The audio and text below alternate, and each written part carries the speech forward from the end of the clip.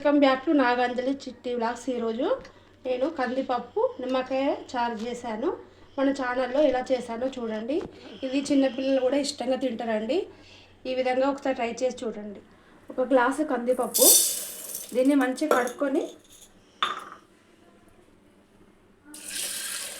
కందిపప్పు నిమ్మకాయ చారు కోసము ఇలా ఒక 2 సార్లు ఈ కందిపప్పును కడుక్కోవాలి. ఒక గ్లాస్ పప్పుతో చేస్తున్నాను నేను. ఒక పావు కేజీ, అర్ధ పావు ఉంటుంది, పావు కేజీలో సగం ఉంటుంది. ఇది ఎక్కువ కావాల్సిన ఎక్కువ చేసుకోండి. ఇది ఒకసారి కడుక్కోవాలి. ఇప్పుడు దీంట్లో కొన్ని వాటర్ వేసుకోవాలి. ఈ కందిపప్పు ఉడికేంత వరకు వాటర్ వేసుకొని దీంట్లో కొంచెం పసుపు, లైట్గా పసుపు వేసుకోవాలి కొంచెం. ఇది ఒక 4-5 విజిల్స్ వచ్చేంత వరకు మనం ఉడకబెట్టుకోవాలి.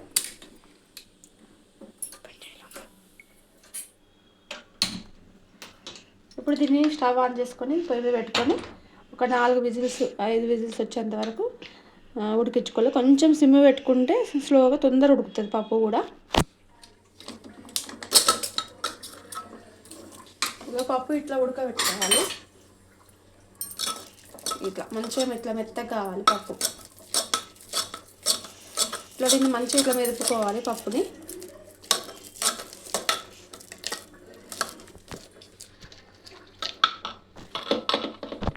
ఇట్లా కొంచెం వాటర్ వేసుకొని ఎక్కువ వేసుకోవాలి. వాటరు వేసుకొని ఇట్లా కొంచెం లూజ్ చేసుకోవాలి. ఇట్లా పలుసగా వేసుకోవాలి. ఇట్లా పలుసగా చేసుకోవాలి. చేసుకొని ఇప్పుడు స్టవ్ అంటు పెట్టుకోవాలి. వేరే ఇట్లా ప్యాన్ పెట్టుకొని కొంచెం ఆయిల్ వేసుకోవాలి. ఆయిల్ వేడేంత నేను ముందు ఇందులో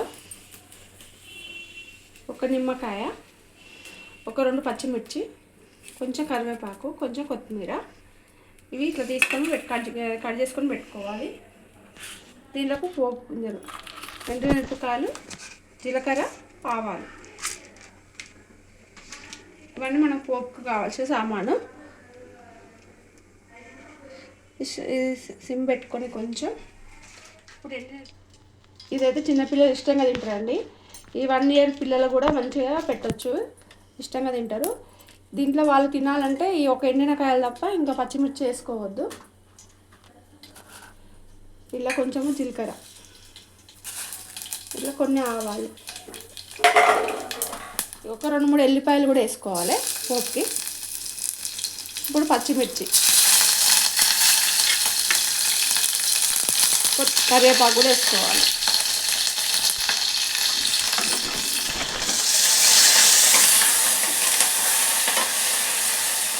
ఇది కొంచెం మంచిగా ఫ్రై కావాలి. దీంట్లోనే కొంచెం పసుపు వేసుకుంటాం. పసుపు మనం పప్పులు వేసినాం కదా, కొంచెం లైట్గా వేసుకోవాలి.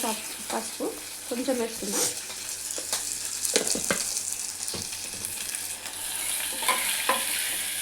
ఇది ఎండిన మిర్చి ఇవి మంచిగా గోలాలి.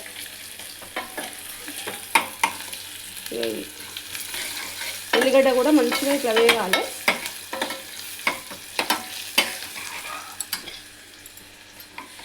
ఇప్పుడు ఈ పప్పు వేసుకోవచ్చు.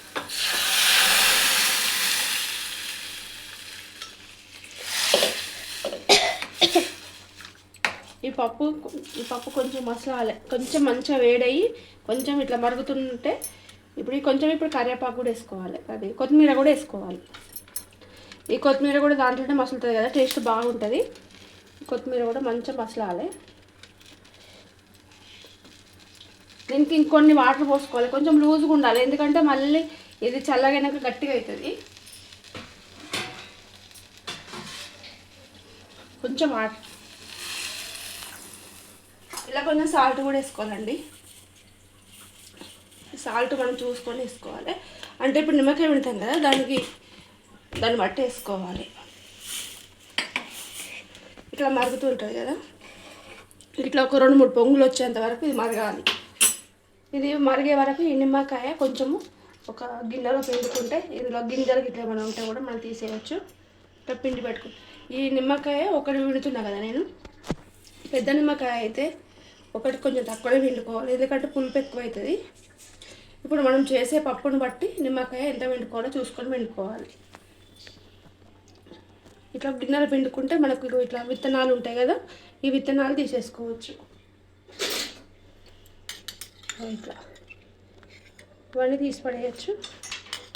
అందుకనే నేను గిన్నెలో పెడుతున్నా.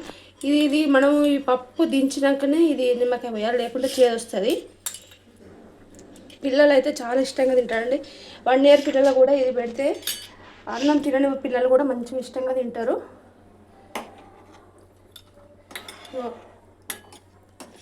ఇగో ఇట్లా ఇట్లా మరగాలి పప్పు.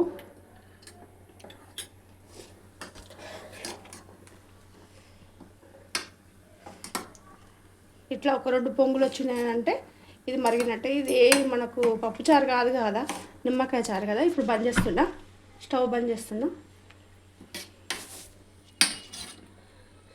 స్టవ్ బంద్ చేసినాక ఇప్పుడు ఈ నిమ్మకాయ రసం పోయాలి. నిమ్మకాయ రసం కూడా పోస్తున్నారు చూడండి. స్టవ్ బంద్ చేసినాక పోయాలి నిమ్మకాయ రసం, ఎందుకంటే చేదొస్తుంది. నా వీడియో నచ్చినట్టయితే లైక్, షేర్, కామెంట్, సబ్స్క్రైబ్ చేసుకోండి ప్లీజ్.